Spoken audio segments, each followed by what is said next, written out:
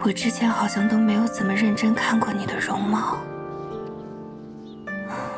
所有的印象好像都停留在第一次见面那一天。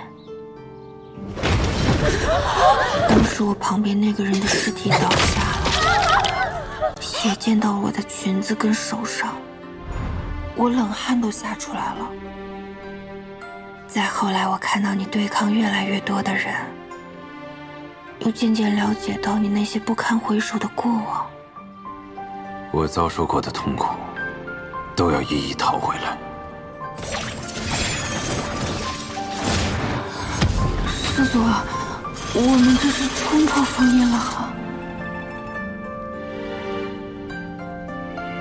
没错，对你的害怕反而没有那么深了。到现在我已经完全不怕了，哪怕想着你醒来会对我发飙，说实话，我一点都不紧张。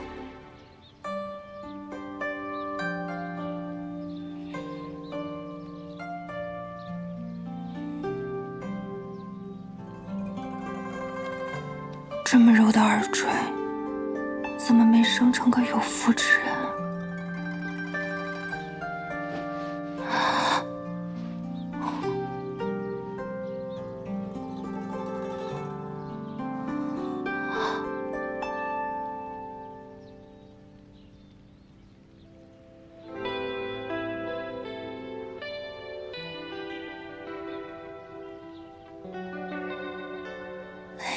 你醒了？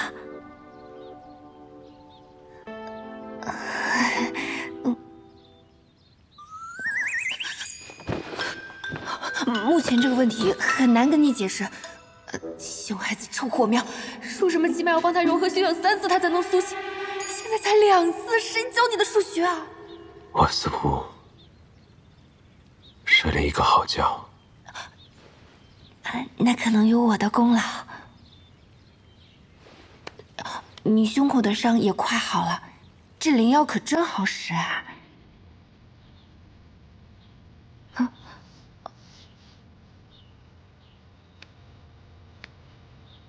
最好用的不是灵药。司马桥，这到底是什么情况啊？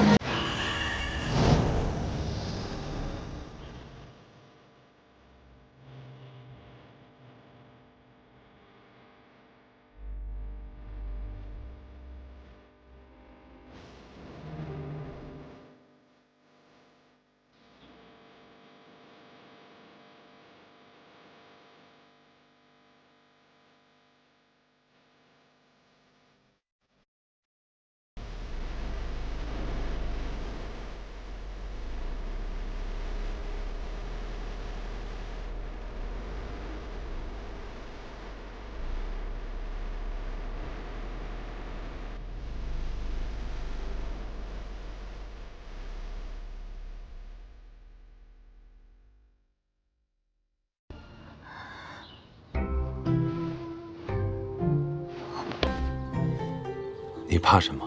你说我怕什么？师祖饶命！我真的受不了了。不饶。怎么？不喜欢？不喜欢。看来你这次受伤还真挺严重的，连真言之势都失灵了。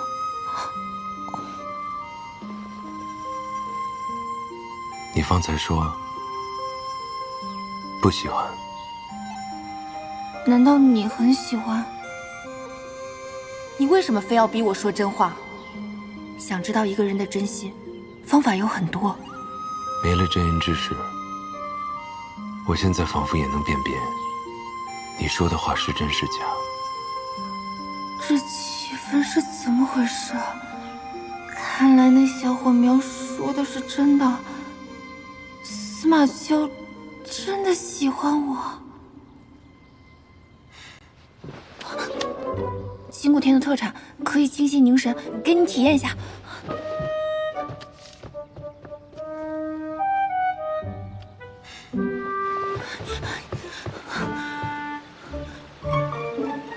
这人哪像刚受过重伤的样子？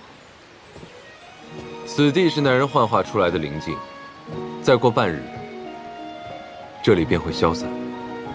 哦，怪不得这天都不会黑的，也没有追兵。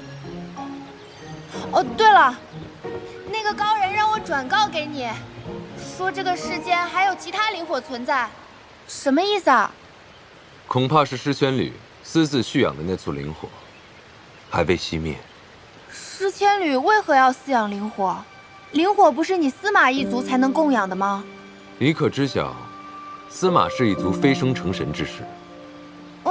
庚辰史上有写，许多年前，司马一族有许多仙人大能们借助雷劫飞升成神。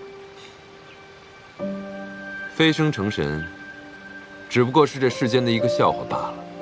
从前，没有仙人飞升，这天地间便会灵气充裕。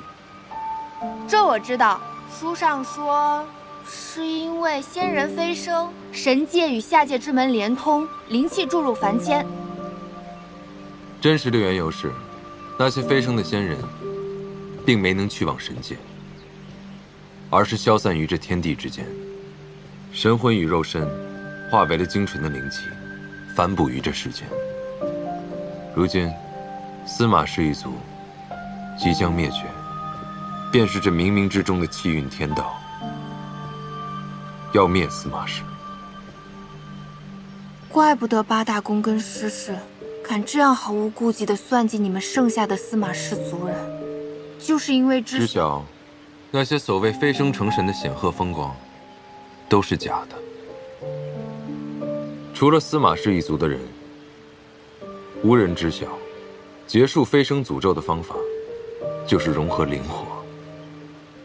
啊，这种惊天大秘密你就告诉我了？对你何需要有秘密？现在看来，诗千缕是知晓了这个秘密，才起了贪心，所以他养灵火，想获得长生，是吗？对，他创造了百凤山，就是要以换血秘阵获得凤山血液，这样他才拥有融合灵火的基础。可我如今已经毁了百凤山，他应该无法继续供养灵火。但照那老东西所说，诗千缕那簇灵火未熄，说明他在别处还藏有凤山血脉。换血来获得长生，诗千缕胆子可真够大的。你现在是不是打算除掉他？杀了他如何能够？我会在滋养诗氏一族的9座灵山埋下暗火，待我找到诗千缕的那簇灵火，我便一并点燃灵山的引线，摧毁诗家100年的妄想。可是你刚醒过来嘛，要不还是先养养伤吧。我不会医术，你要是再倒下了，我救不了你怎么办？无妨，毁掉施家的阴谋，我方法多得很。只要我不想，无人能伤我性命。那你现在还想死吗？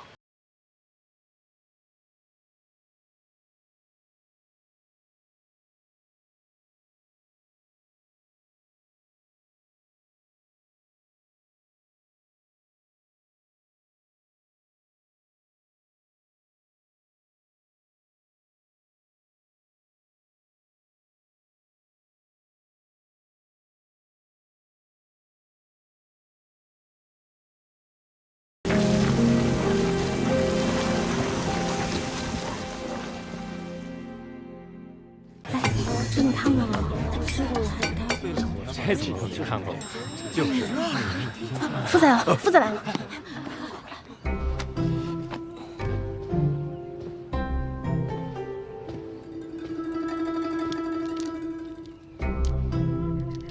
众所周知，修为的高低决定了灵力和术法的强弱。这是咱们的老夫子。这也太……认真听讲。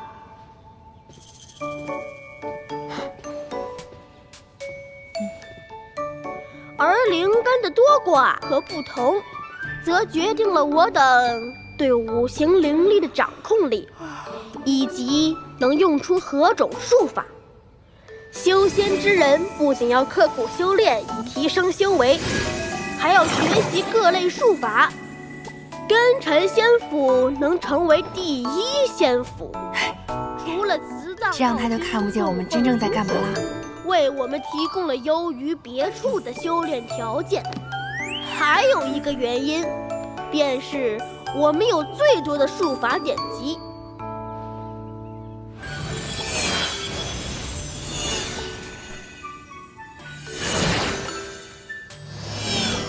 大家也来练一练吧。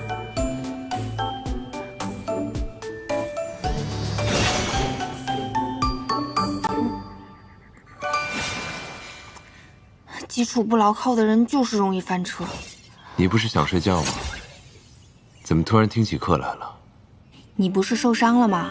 我想着，我如果能够学习一点术法，说不定什么时候能帮上你呢。不必，你做你想做的事情便好。这就是我想做的事情。即使我帮不上你吧，那如果有什么特殊情况，我能够自保的话，也就能不给你拖后腿啦。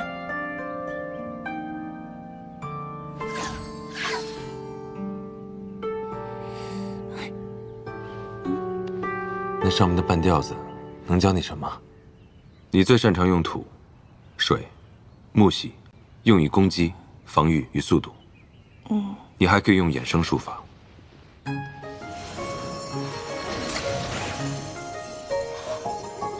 有点酷。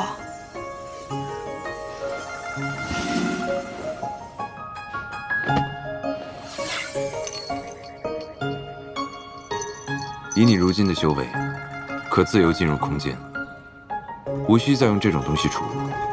空间在我体内啊？空间在你的灵府之内，你若不在其中，无人能够入内。我试试啊。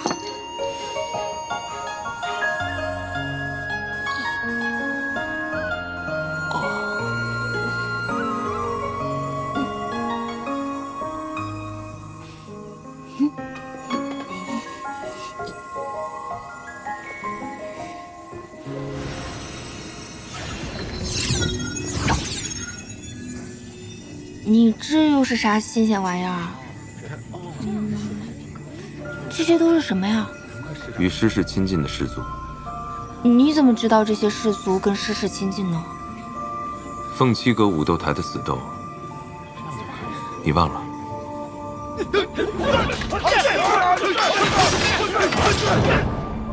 哦，那你是通过当时的对阵局势，完成了他们的势力划分？你不会要把这些人都杀了吧？我不会杀这些弟子，我只是利用他们，转移视线里的方向，替我寻找灵火，争取些时间而已。看不出来你这个大魔王竟然开始在乎我们这些小喽啰的生死了。啊，你这就走了？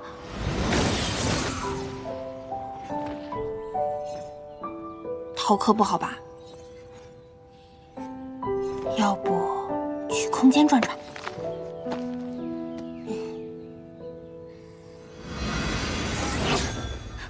成功了！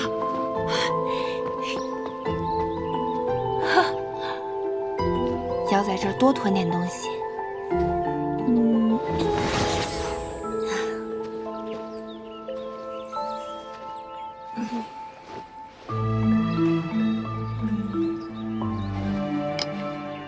先囤点吃食、生活用品，万一我们被施家的人找到，躲进了山里，日子还能过得滋润点。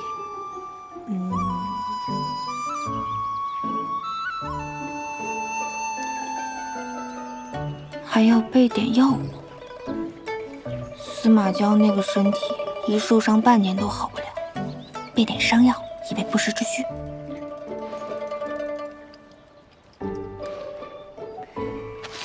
再写点什么呢？有啦。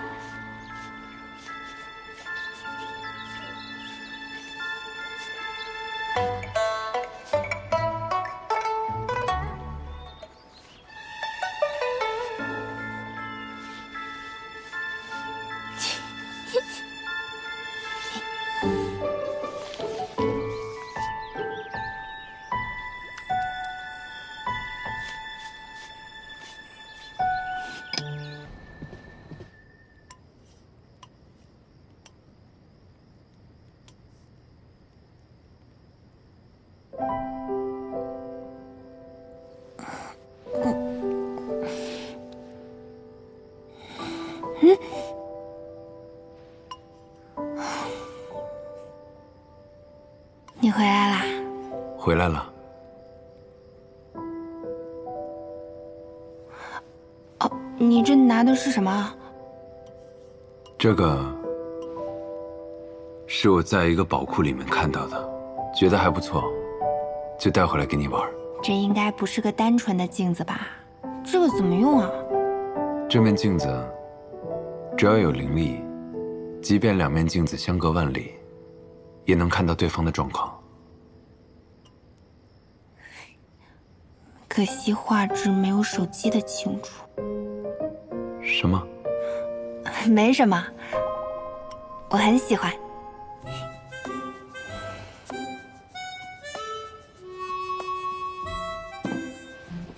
撒谎，不喜欢就碎了。啊，你干嘛呀？我喜欢，你还我，这可是你专程给我带的礼物，你给我。那你打算怎么感谢我呀？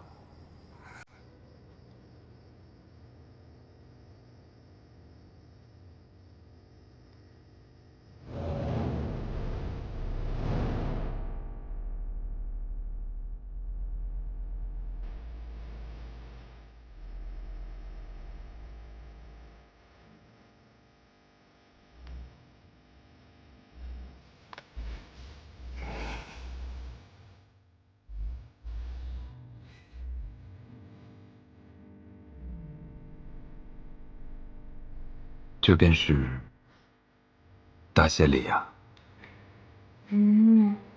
我要澄清，这个不是感谢。以后你也不仅仅是我男朋友了。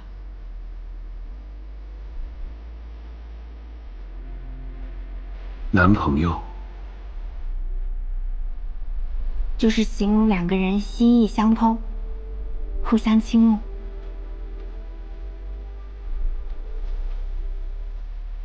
不是男朋友，是什么？用你们这里的话说，就是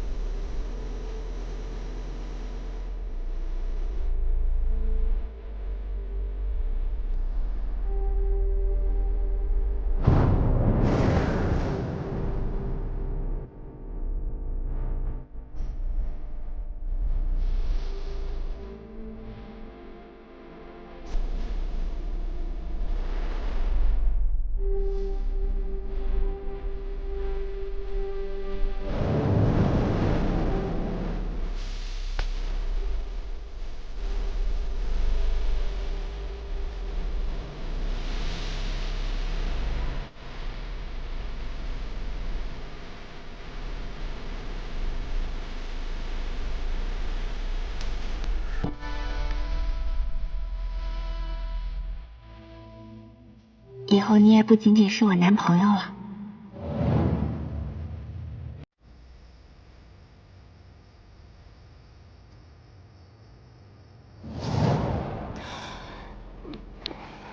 廖天燕，猪脑，猪脑。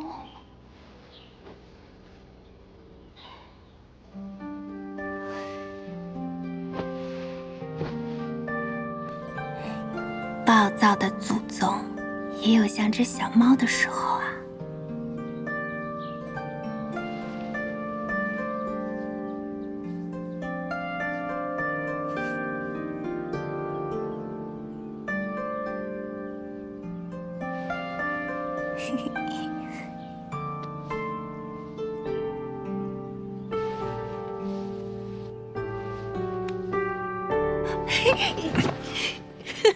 哦，我的镜子！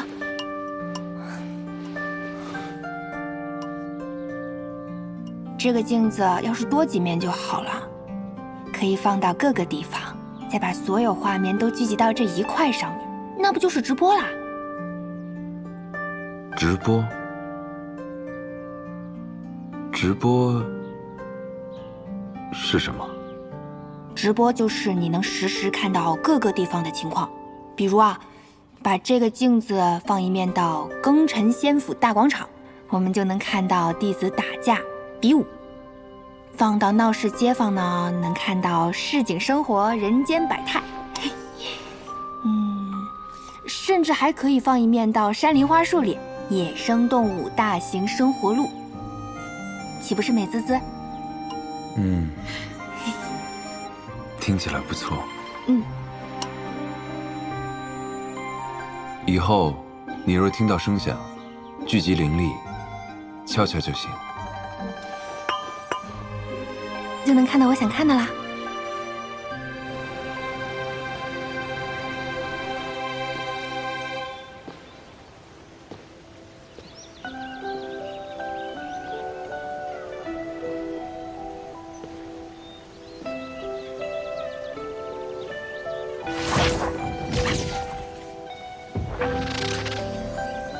今日，老夫要与你们细说凤山灵火。灵火是庚辰仙府立府的根本，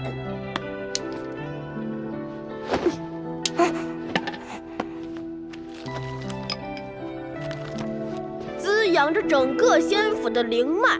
如果没了灵火，庚辰仙府地界将灵气全无，从仙府变成贫瘠荒地，天运也会颓丧。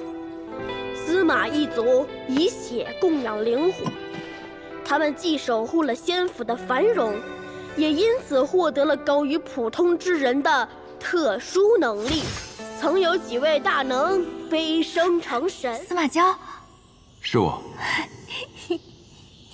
你怎么这副表情？啊，我只是没有想到我在这儿能用上视频通话。视频？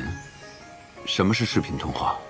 就是我们虽然不在一个地方，但是彼此能看到彼此，能听到对方说话。你们魔域也有着流光镜？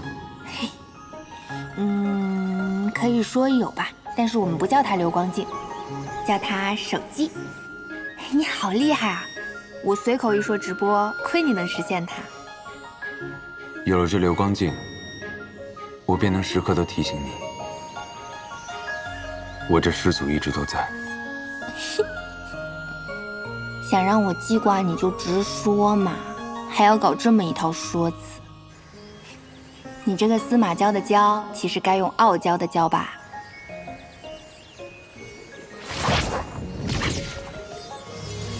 上次你说想看直播，我便来了三圣山。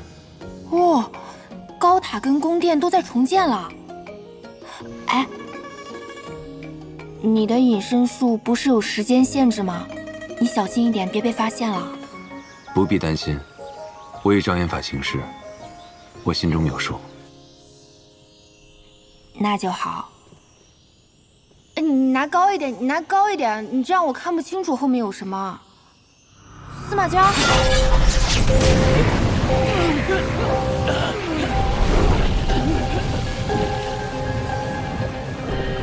喂，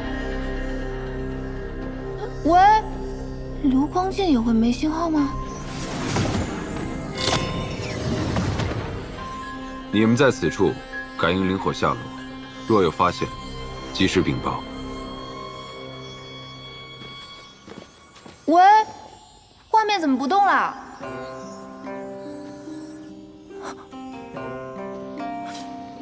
我差一点被夫子发现了。这个地方就是这样，没有活物。你是去找灵火的吗？有什么发现吗？暂时没有。你不必挂心此事，喜欢的话，看看风景便好。嗯。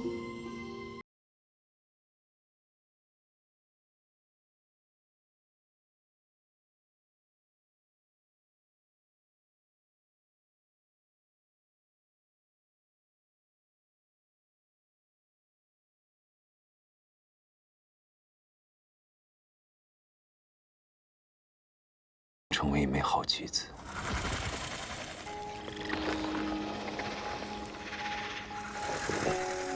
你去把塔外的结界消了，以这魔域间隙为由，把门打开，老鼠会顺着缝隙溜进来。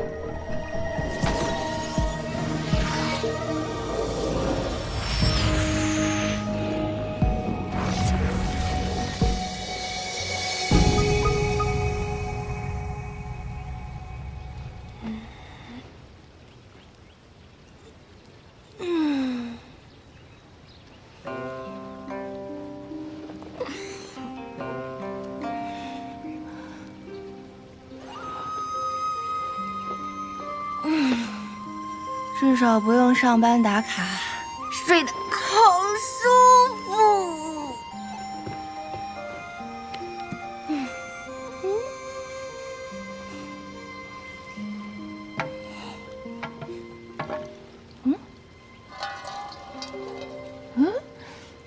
没水了。这名弟子似乎很得师祖喜爱，能够自由出入中心塔。是啊，不知道他有何特殊之处？难不成只有修为低才能接近师祖？谁知道？你怎么还没死？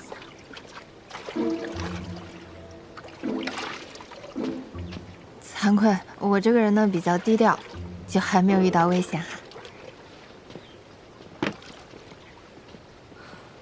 先前让你在大殿上逃过一劫，算是你命大。你最好别对师祖有什么下作心思，否则你迟早都得死。怎么？哦，你是怕他先你一步，获得师祖的青睐吧？就凭他一个不知从哪儿冒出来的低等灵根，他也配？低等灵根又如何？难道修为高、出身好，就天生高人一等吗？那是自然，怎么也入了？你出身卑贱，所以跟他惺惺相惜了。我劝你啊，最好再找一个同伴，他的身份比你这个低等灵根还要低。这位同事，这位师姑，你觉得我是个废柴可以，怎么搞起人身攻击了呢？你仗着自己修为高，就欺负能力比你弱的人，是不是气量太小了？满口胡言乱语，果然物以类聚。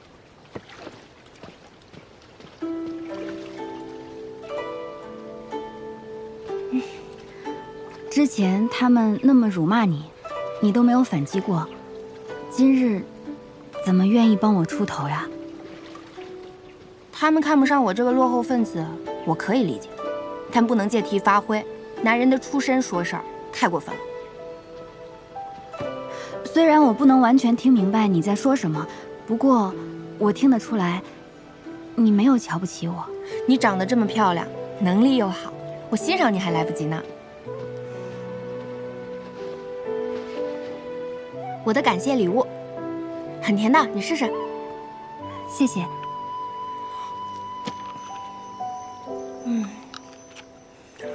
我真的越来越喜欢这儿了，又不用上班打卡，还遇到了好同事。虽然也会碰到那种爱搞职场斗争的内卷狂人，不过只要我不掺和，也能活到大结局。上什么卡？内卷，这些都是什么？我不是很明白。哦，你就当成我们清谷天独特的说话方式好了。哦，这样，你真的对师祖无所求？我这个人没有什么好奇心和好胜心的，我只想舒舒服服的苟住。就是活着，每天一觉睡到自然醒，吃好睡好。真的吗？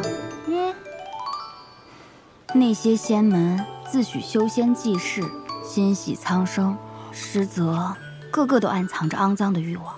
而你不一样，你虽然受人欺辱，却还能寻得自在，回归本心。我想这山中一定没有第二个弟子，能活得有你这般透彻。你这说的是我吗？学到了，说话的艺术。不过你不也是庚辰仙府的人吗？你怎么说的自己跟他们不是一路人一样？一路人，异乡人罢了。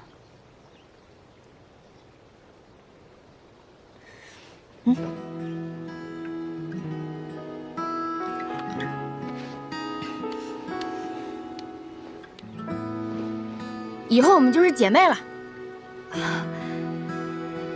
好。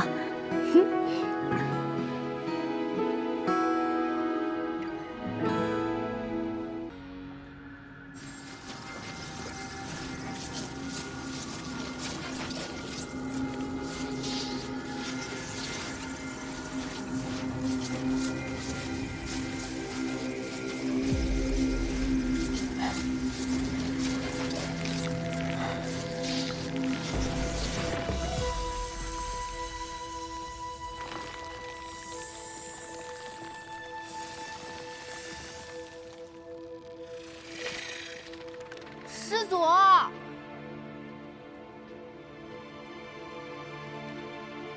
师祖，师祖！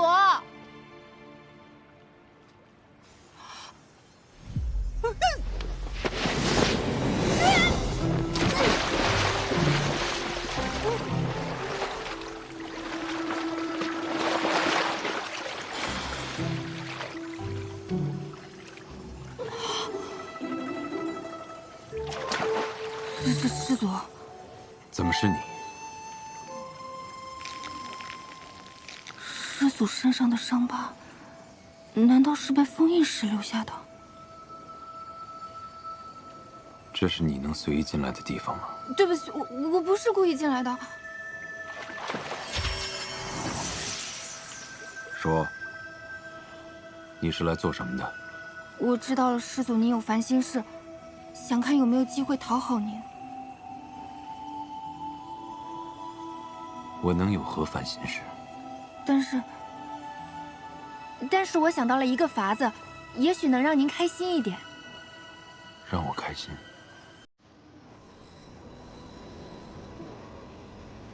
成功了！这是我用师祖您帮我提升的修为变出来的，如何啊？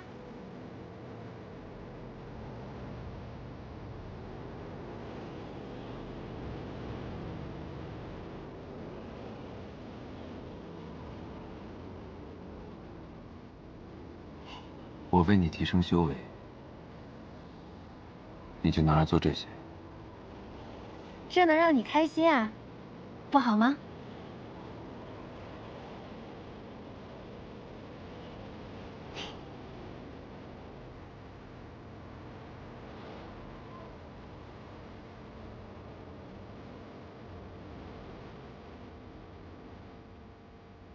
真是可惜啊！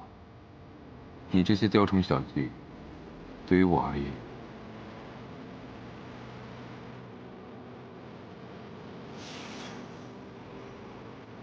好美啊！怎么样？有没有让你凉快点？老板，老板，别老板着这么好看的一张脸嘛！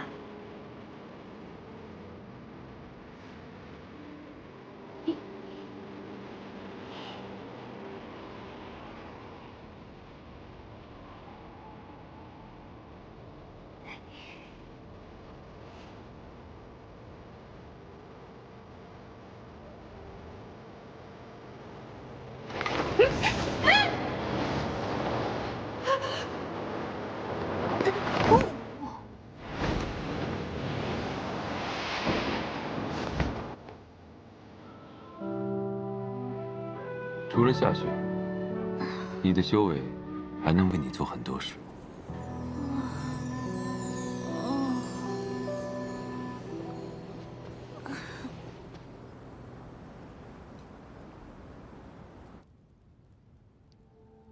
新月夜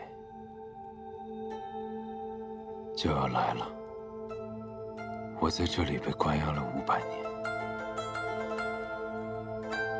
修为被压制，日日遭受折磨。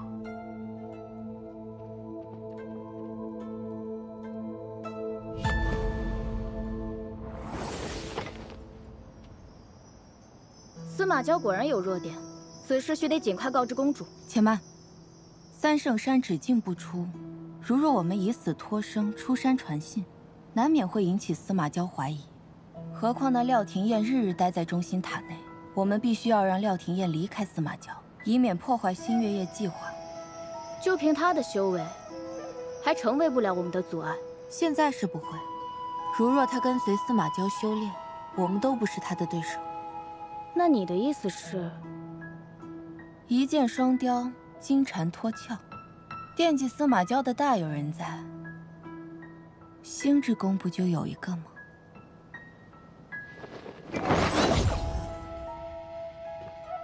姐姐，你听说了吗？那个四十之宫的弟子廖廷彦，很快就要搬入内殿了。前不久才得到师祖青睐，竟这么快与师祖同住，这个女修到底做了什么事？要是被他抢了先，咱们星之宫可就……哪能由他肆意妄为？我们走。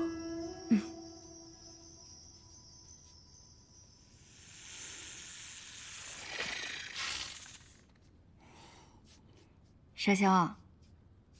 看我用我神乎其神的画技，还原出了你的威风凛凛。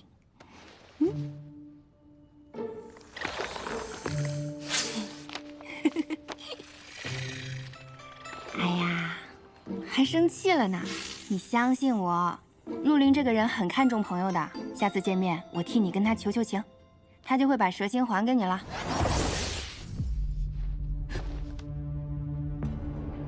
你们想干嘛？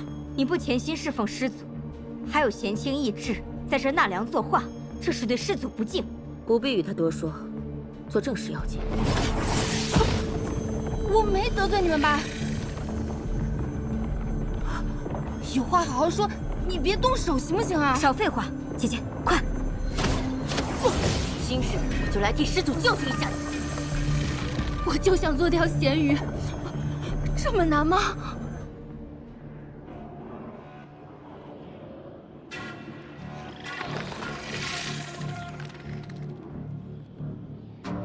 他们把廖廷彦抓走，是想利用他来逼我出手。他只是一个魔域奸细，若是能活着助我完成大计，伤便伤了，与我何干？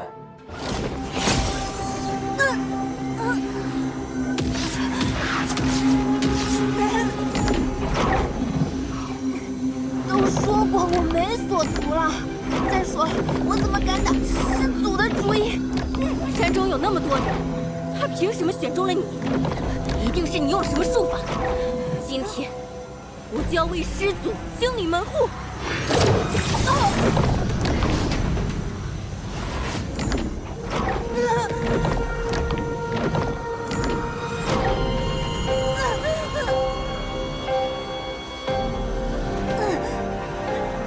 一个普通的3灵根，怎会如此难对付？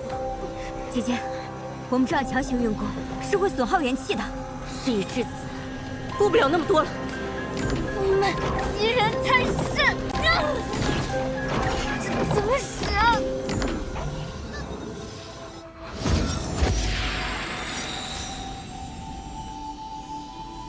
好疼！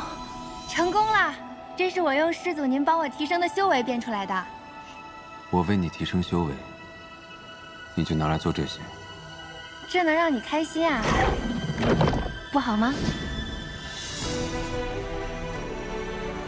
妹妹，趁现在，让我们杀了他，永绝后患。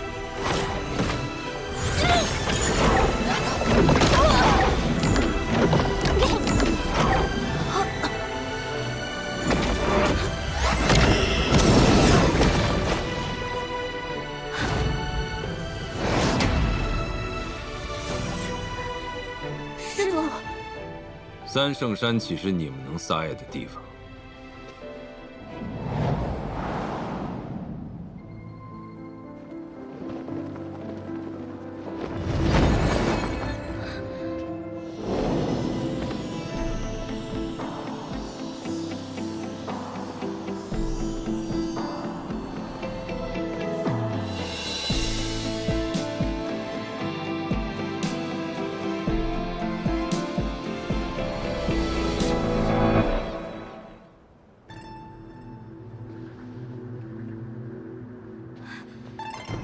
师祖饶命！师祖饶命！师祖饶命！师祖饶命！好不容易日子有些趣味了，都被你们毁了。你为何杀他？师祖，他拜入四时之宫才没多久，且修为甚低，而我是来侍奉您的，怎么能让这么一个祸害留在您身边呢？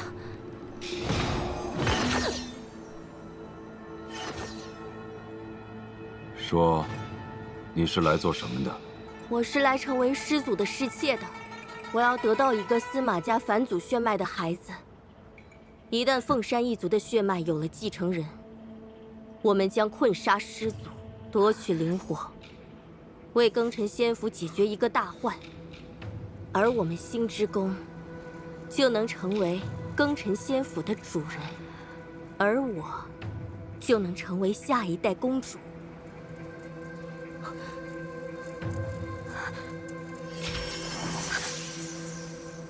那你呢？又是来做什么的？我讨厌云溪月，我是来抢夺他机会的。怎么过了这么多年，你们还是这些没长进的套路？返祖血脉1000年都未必能孕育出来一个，我一死，整个庚辰仙府都完了。什么公主，什么卖主，你们所有人都得陪我一起死，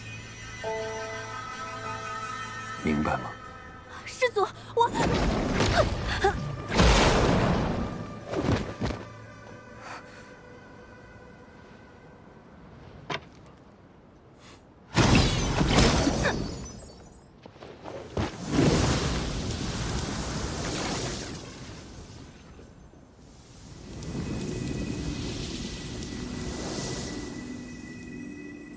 如此，只差最后一步了。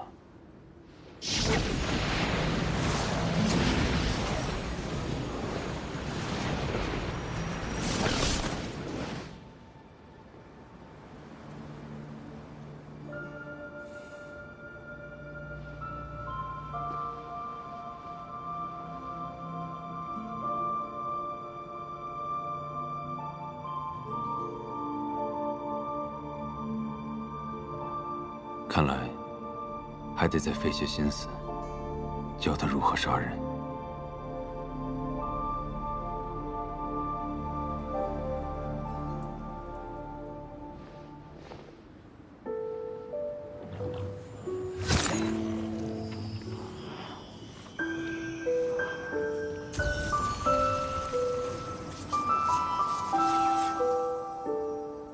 停业！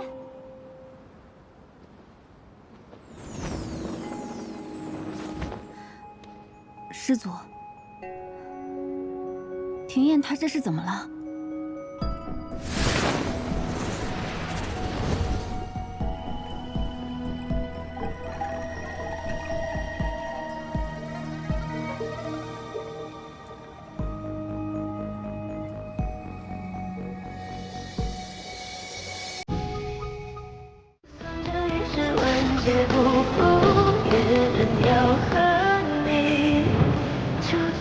这方寸之地，竟囚了我500年。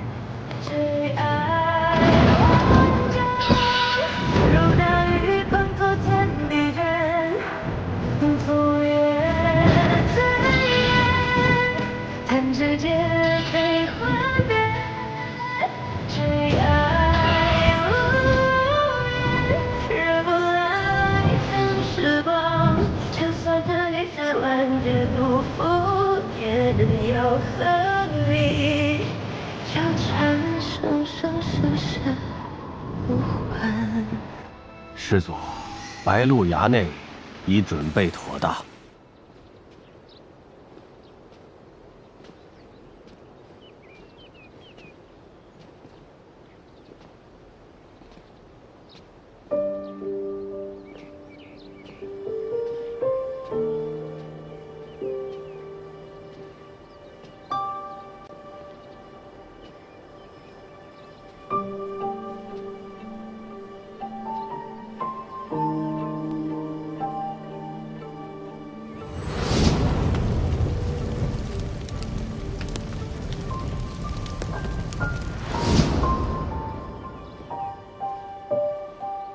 师祖，当年那场大火之后，弟子就将这白鹿崖重新修葺了一番。虽然往日的风采已不在，但是一切的事物依然如旧。师祖尽管和这位弟子安心住下。过来。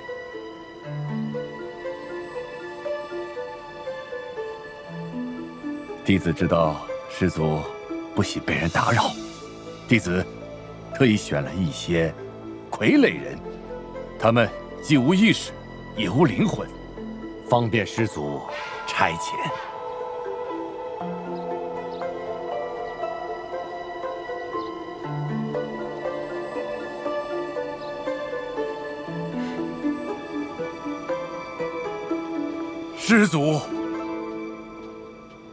师祖闭关之时，师某没有办法侍奉左右。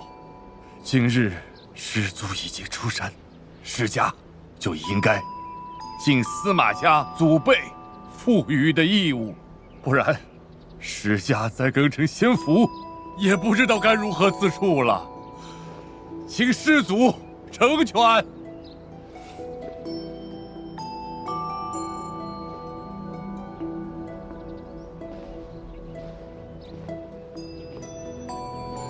师掌门，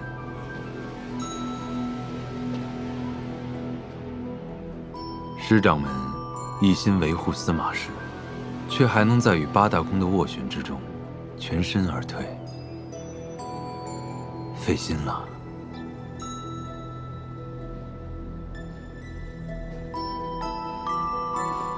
我会为师祖守好更城仙府，等着师祖归来。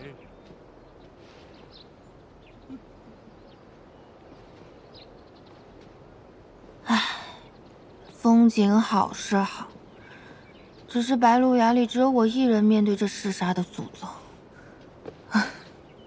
不知道我这条小命还能留多久。你没休息好吗？啊，不是。那为何今天不如往常一般模样了？我往常啥样啊？问题不少，废话很多，还尽是些我听不懂的胡言乱语。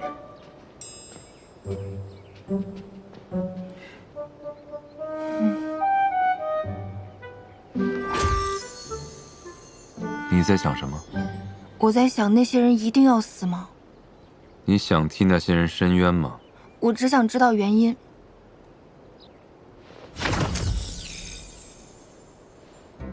师祖居然没生气，脾气和猫一样难以预判。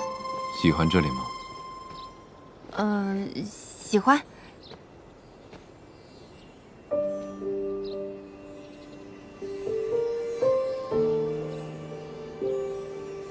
我讨厌这里，但这里毕竟是我的家。哎，这花在三圣山见过啊。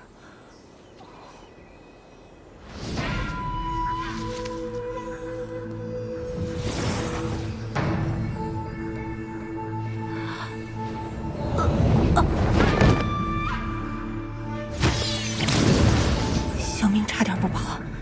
这些花叫日月幽檀，花的种子是司马氏族人死后身体里留下的骨珠啊，一颗骨珠便能种出一株日月幽檀。那这不就是墓地吗？这么多花，得死多少人啊？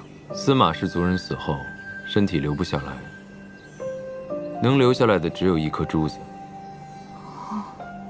以前留存了很多珠子，一部分被我撒进了三圣山，另一部分被我撒在了这里，然后就开出这些花来了。真是惊悚又浪漫。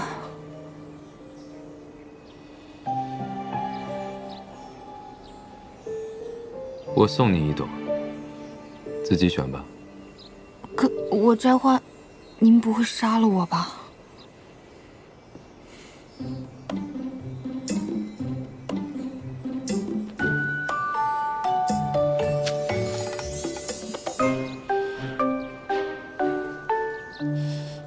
还有，这日月幽潭最奇特之处就在于，恶人死后骨珠种出来的花，则是无药可解的剧毒，而善人的骨珠所种出来的花，则是可解毒的灵药。只不过这些花都样貌相同，无人能分辨出来。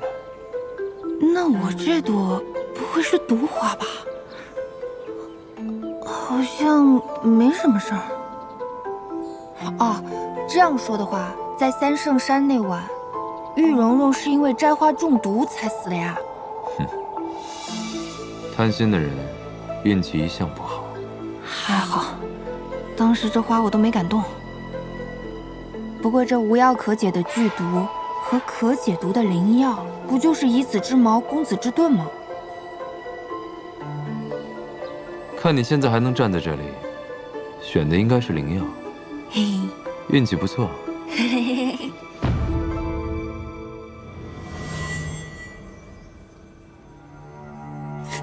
我是被花毒死了吗？这里是哪儿啊？这不是师祖的小火苗吗？小火苗，都给我滚！看见你们就烦。连声音都不一样，看来不是同一簇啊。你的脾气为何总是如此之坏啊？胡说！你来的时机总是不对而已。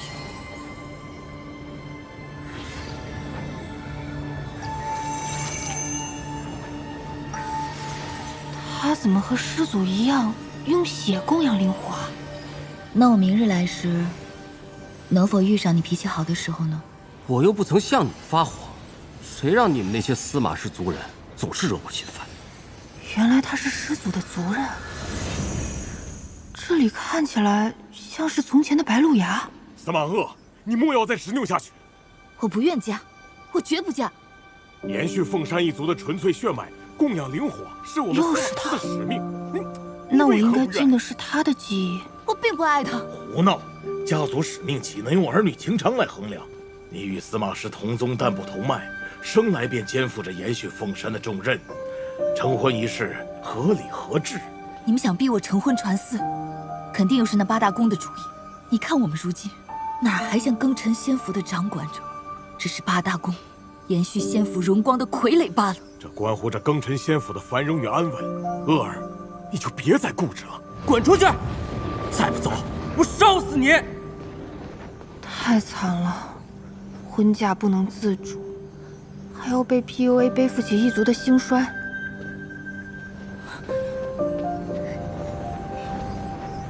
不过，八大宫怎么还干逼人结婚传嗣的事儿？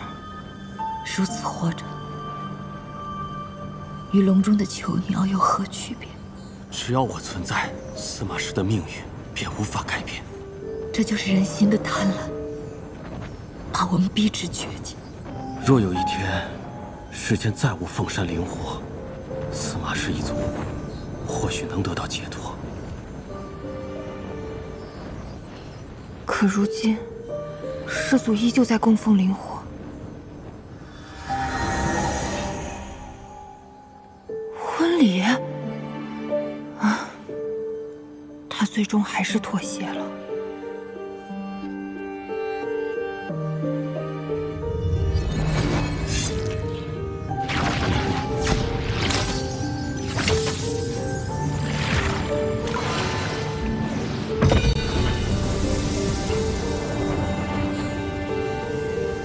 明明结婚应该两厢情愿，是美好的事，现在却压抑得让人喘不过气。司马师与司马鄂结为道侣，绵延凤山血脉，鸳鸯灵山之火。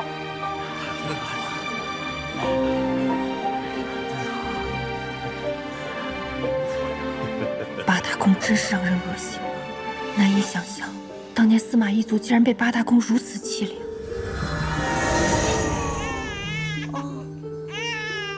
这又是哪里？不哭啦。乐儿，你给我们的孩子取个名字吧。那就叫他娇儿吧。这个婴儿竟是师祖，那这两个人是师祖的母亲和父亲。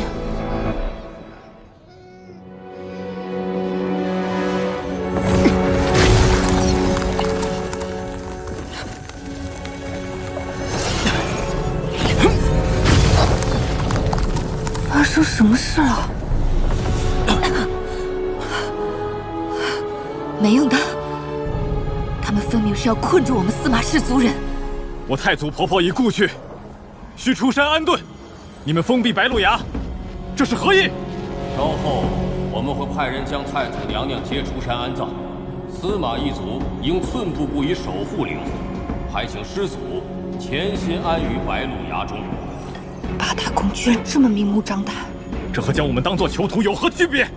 你们眼里还有我们这些师祖吗？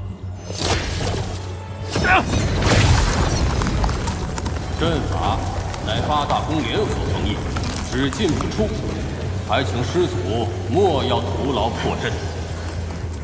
从师祖的上一代开始，就逃不过被八大宫联合封困的命运吗？师祖娘娘，你不是护送太祖婆婆的尸身去阵法外吗？怎么这么快就回来了？昨日，八大宫公主特意打开封印阵法的缝隙，让我将太祖婆婆的尸身送去崖外安葬。结果，快说！结果，那些八大宫之人竟然将太祖婆婆的尸身给享酒宴之欢。这简直是畜生！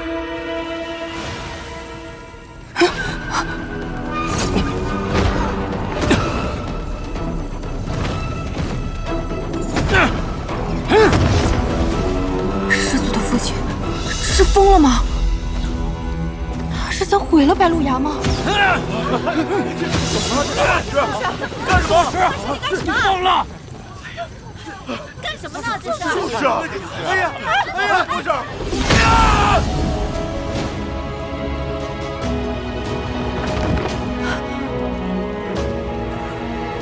死了！现如今只有司马鄂与他的儿子是能侍奉灵火的司马氏血脉，这不能让他们也死了。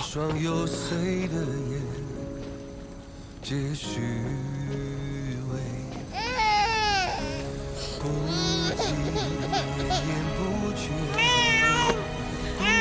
要！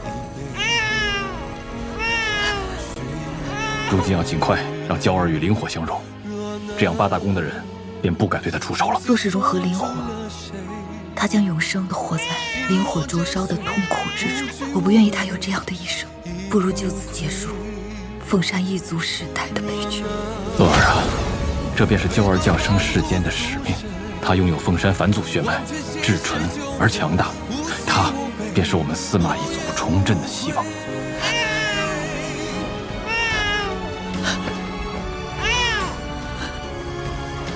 你可知炼化凤山灵火的代价？一旦失败，你母子二人都会死，司马氏就彻底灭族了。我没有选择了。今日我奉上血肉和灵骨，你可愿意为我涅槃，与我的娇儿融合？我最不想要的，便是你的性命。罢了，这世间我也看腻了。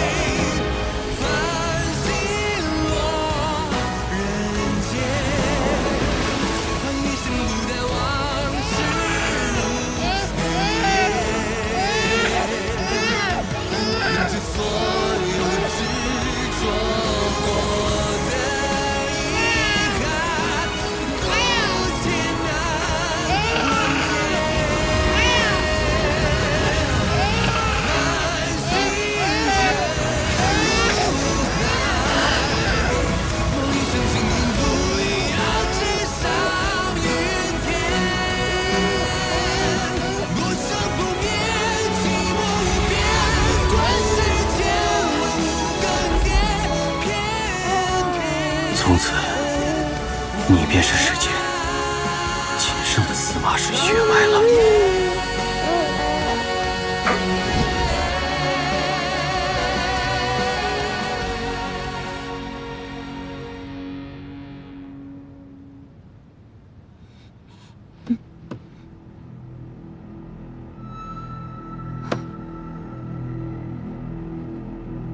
我是被埋了吗？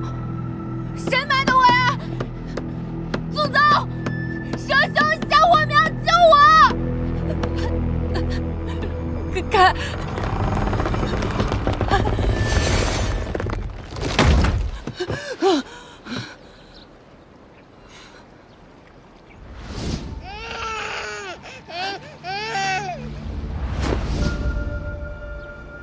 吓成这样，您干嘛把我放棺材里啊？谁让你自己选了一株毒花？我见你昏迷3日，无力回天，自是要给你个厚葬。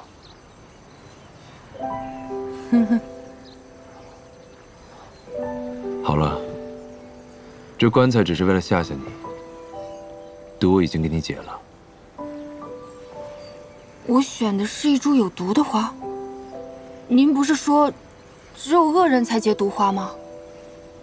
可司马鄂，司马娇的妈妈，看起来实在良善。一个人，怎么可能是非黑即白的呢？这区一朵花，便能定善恶吗？那花为何有毒？死前，心情平静愉悦，骨珠结灵花；死前痛苦怨恨，结毒花。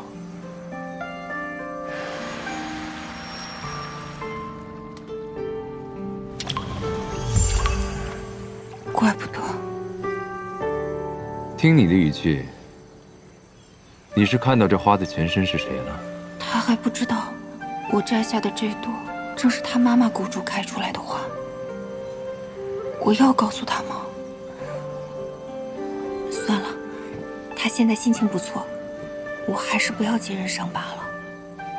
没想到，师祖的家族竟遭遇过8大公的联手封困，面对族人全都葬身火海的仇恨，难怪他要反击那些人。不过这花不是无药可解吗？那我怎么又活过来了？不是还有解毒的花吗？哦，原来不是毛与盾，是消消乐呀。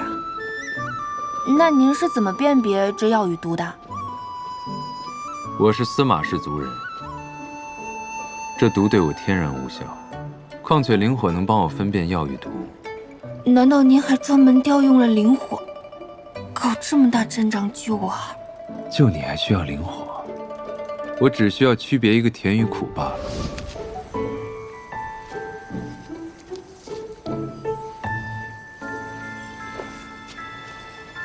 又是毒药。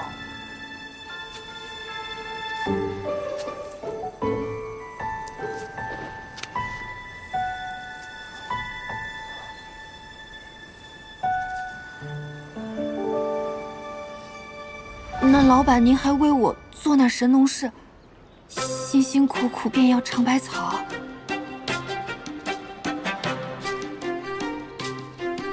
只要我想杀你，不管你在哪里，你都会死。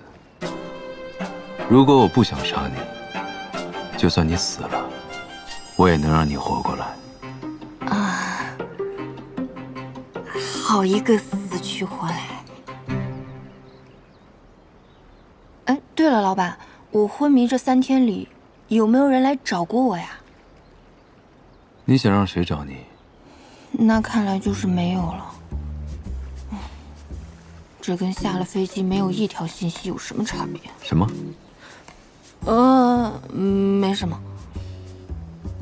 师祖，您看啊，既然已经出山了，您留着我也没有什么用，我在这儿也白吃白住的，要不我就回青谷天吧。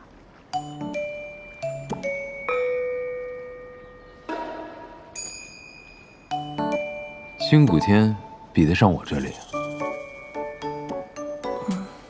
说比得上，这祖宗又要生气了。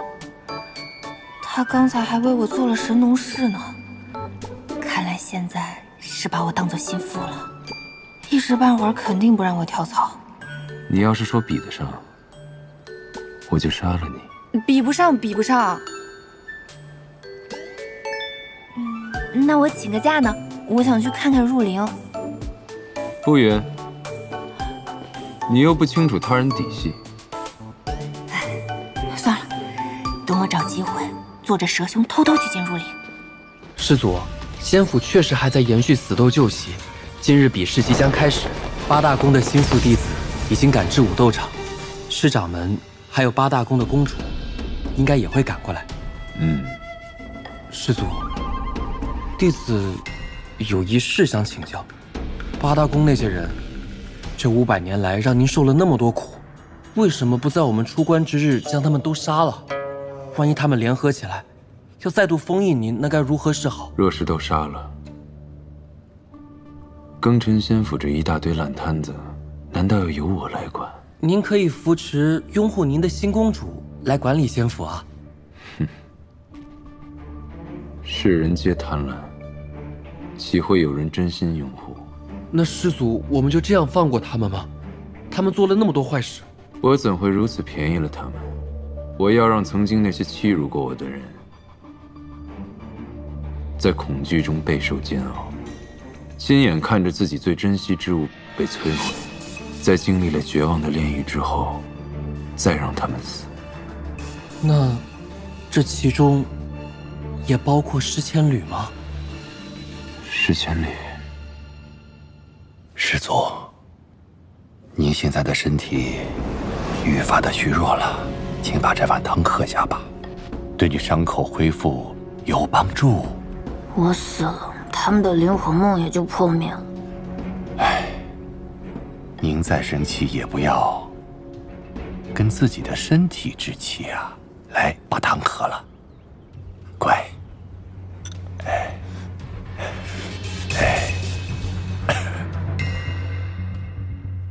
师祖，吃点。师祖不吃，那可以上给弟子吗？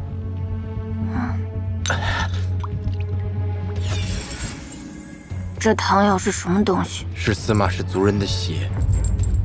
为什么要骗我吃这些？施千缕知道这是什么吗？知道，师掌门为的是让你伤口快些恢复，供养封山灵。你们没有一个好东西。八大宫只是提线木偶，施千缕才是最有意思的那个人。我看那施千缕的修为还不如其他几位公主呢。既然其他公主境界已不受真言之事所控，那我们就从施千缕身上下手好了。无能只是施千缕的伪装而已，他定有防备之计，切勿打草惊蛇。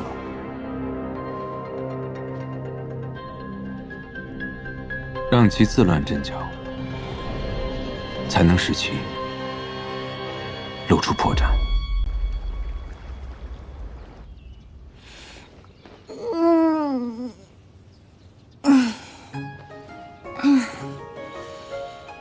这么舒服的员工宿舍，上哪儿找啊？办公环境跟景区似的。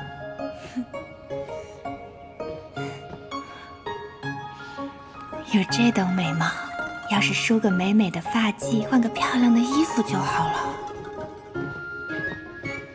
这么贴心的吗？这些都是给我的吗？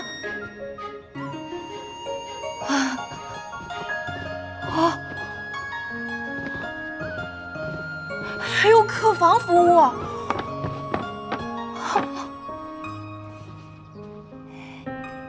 这傀儡人不就是机器人吗？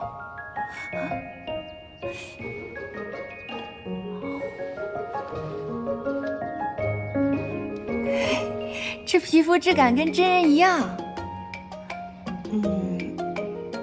你们能再帮我拿点首饰跟鞋子吗？给不给拿呀？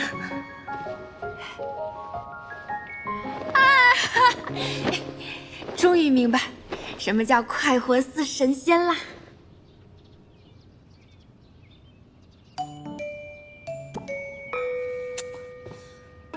现在大家都以为我是老板的心腹，他出山的时候那么嚣张，我要离职了，大家找我泄愤怎么办？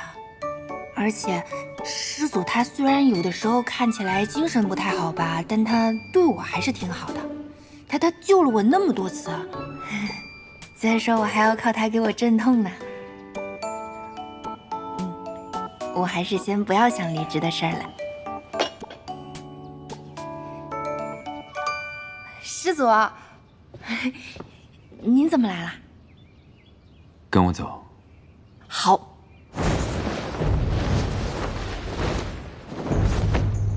拜见师祖。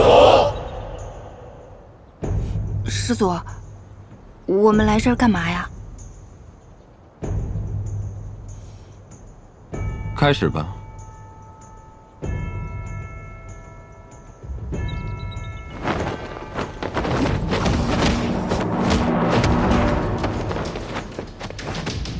这就是修仙世界的比武啊！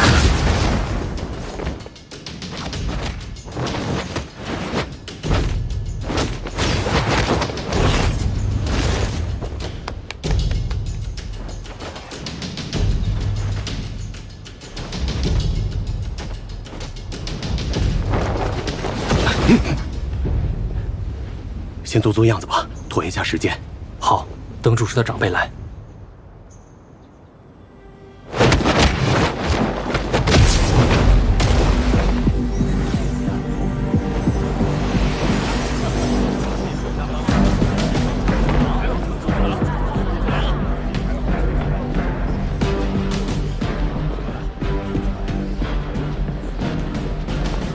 师祖。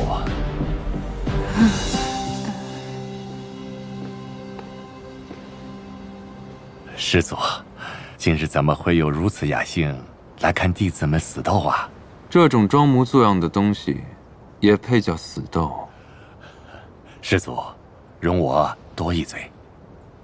台上的那2位，一位是出自于天之宫，一位是来自于日之宫，2位都是各个公主煞费苦心才培育出来的优秀弟子啊，伤了谁都不合适。能不能看在施家人的面子上，放过他们一马呀？放过他们？死斗为的就是让弟子在生死之间提升修为。如今各大宫绵延势力，连自己定下的规矩也都不管了吗？师掌门亦认可此举？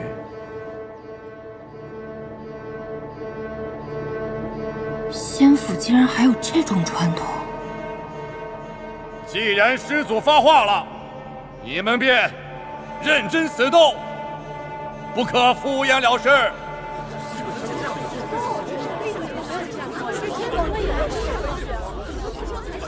我们做错了什么？不过是同门师兄弟留有余地而已。就是，滥杀无辜，有违道义。我们比试是为了互相切磋提升修为，为什么非要赌上性命？就是啊，这不是你们8大宫自己定下的规矩吗？现在反倒说别人是恶人。你们说我有违道义，滥杀无辜，那就让我见识见识你们的道义值几斤几两啊！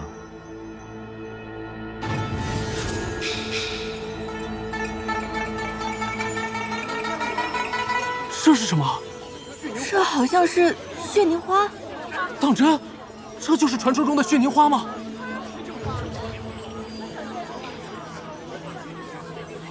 今日在场的每一位弟子，谁要是能赢够20场死斗，便能获得一片凤山血凝花花瓣。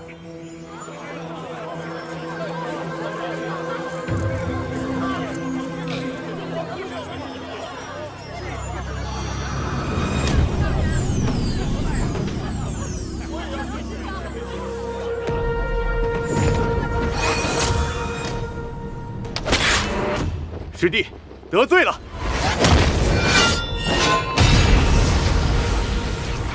师叔，你那可是凤山血凝花，一片血凝花可长1000年修为。我们修道不就是为了这些吗？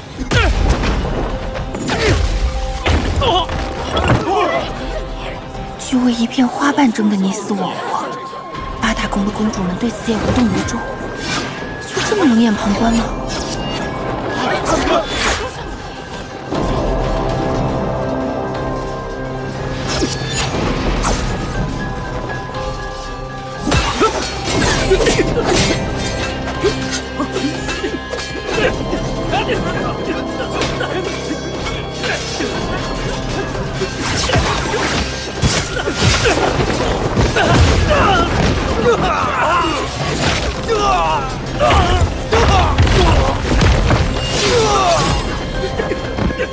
这些弟子都疯了吗？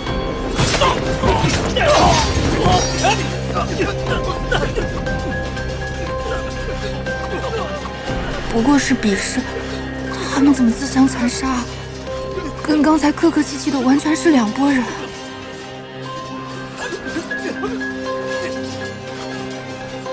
本就是人面狼心，如今图穷匕见罢了。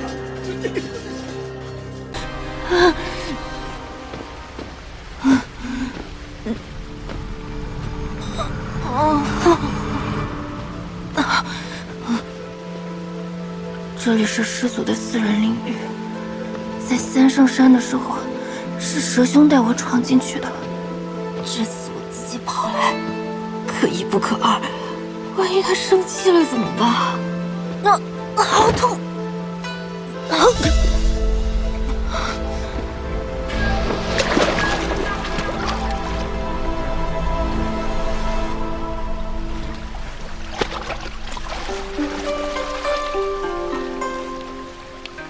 醒醒！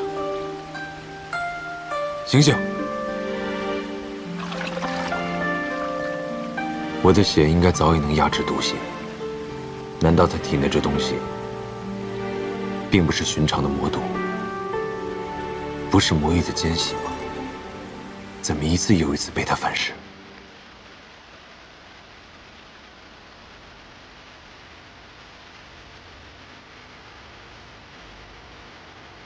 张嘴，咬，咬啊！不能太用力，也不能不用力。救人比杀人难多了。几时流光手来锦绣万千，顷刻间化成白玉指尖。当阡陌一念山河一变，多少灵魂遁入一晃眼。风一脉灵火相见，不见天明，愿与你缠绵。最爱万丈，如大雨滂沱天地间。风月自怜，但在天爱悲欢恋。最爱无言，惹不了一生时光。就算这一世万劫不复，也仍要和你纠缠。生生世世留生之年，我只杀人，几次救人都是因为你，偏偏你却如此无用，连我的血脉都承受不住。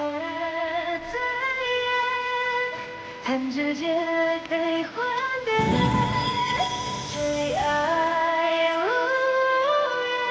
言，惹不来生时光。就算这一世万劫不复，也仍要和你纠缠，生生世世不换。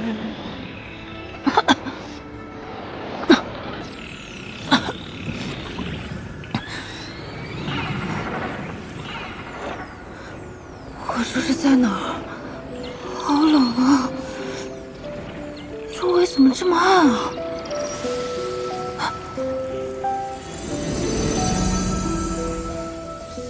这不是师祖的血凝花吗？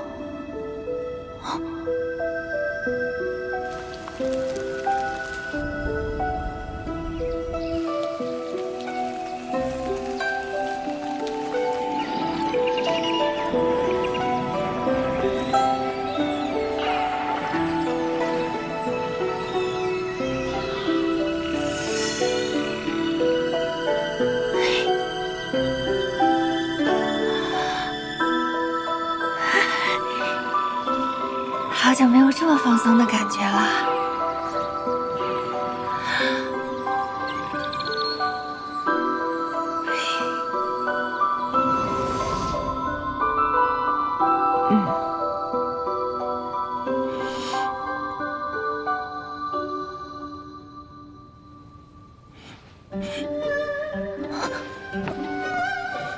是我睡错地方了，还是老板抱错抱枕了？外面怎么那么吵啊？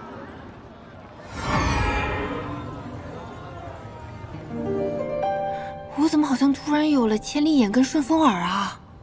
感觉动动手就能移山填海。老板，我好像变强。师祖，师祖。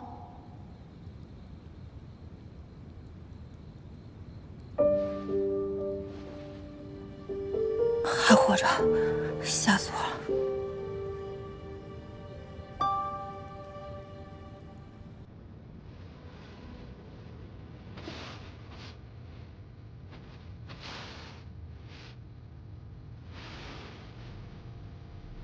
真难想象他这500年是怎么熬过来的。这道伤是新的。昨天晚上我肚子疼得差点要疼死了，好痛！难道是你救了我？那我现在身体里这异样的感觉都是你给予我的吗？为了救我，你竟然把自己弄成这个样子。虽然我总叫你老板，但其实如果能选，我不会留在你身边，因为你是个很危险的人。按照现代社会的标准，你应该是个大坏蛋。可就是你这样的大坏蛋，在这个世界却一次又一次的救了我。我肚子不疼了，喝了我的血，自然不会疼。我喝了你的血。趁现在，让我们杀了他，不留后患。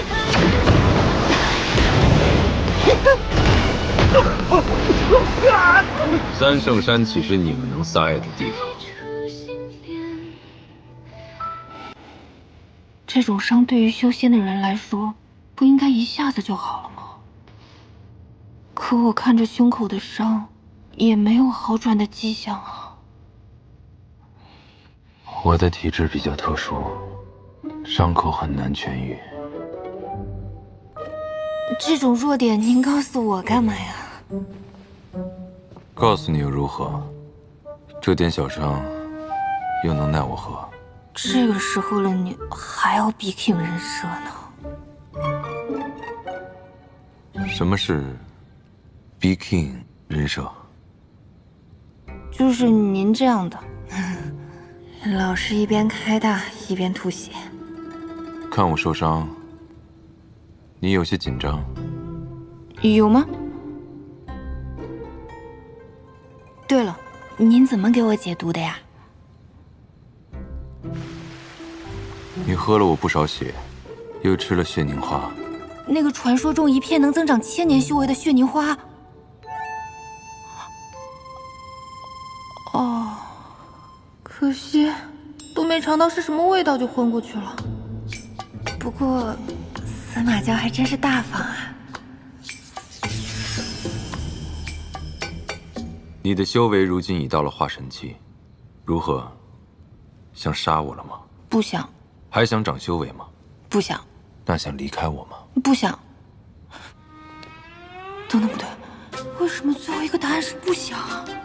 我已经被吃喝玩乐的生活腐化到这种程度了吗？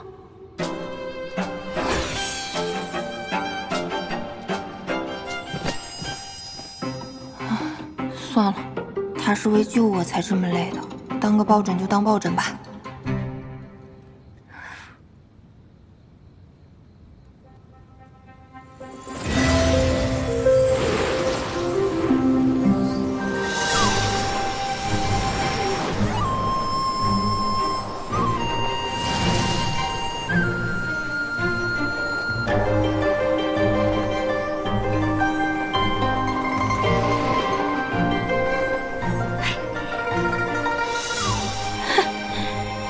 神仙的感觉这么快乐呀！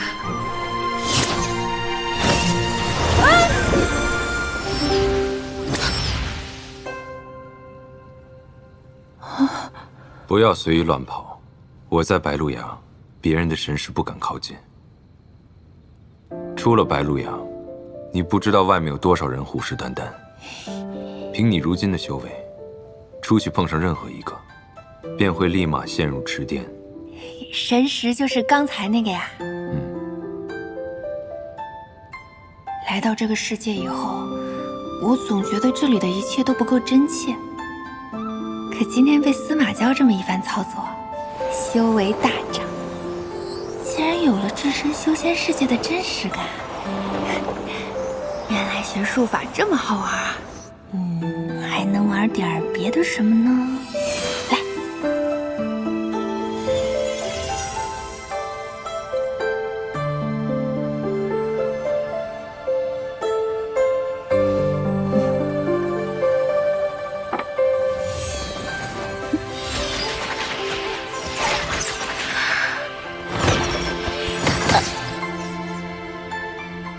都化神期了还那么弱，随便一拦就被打下来了。那我刚学术法嘛，自然比不过您这个学了500年的学霸呀。学霸又是什么？不过就算再给你500年，你也比不过我。你这算什么师祖？简直就是小学鸡！我真的是膨胀了，竟敢公然骂他了。你敢骂我是鸡？不是，小学鸡在我们那儿是一个夸人的说法，他是说您很可爱，很惹人爱。日日挂念着情爱，怪不得你们那里的人修为毫无精进。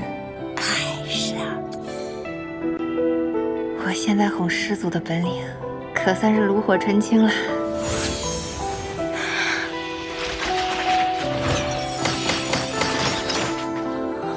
别演了，看出来你想吃了，想吃就让你吃个够。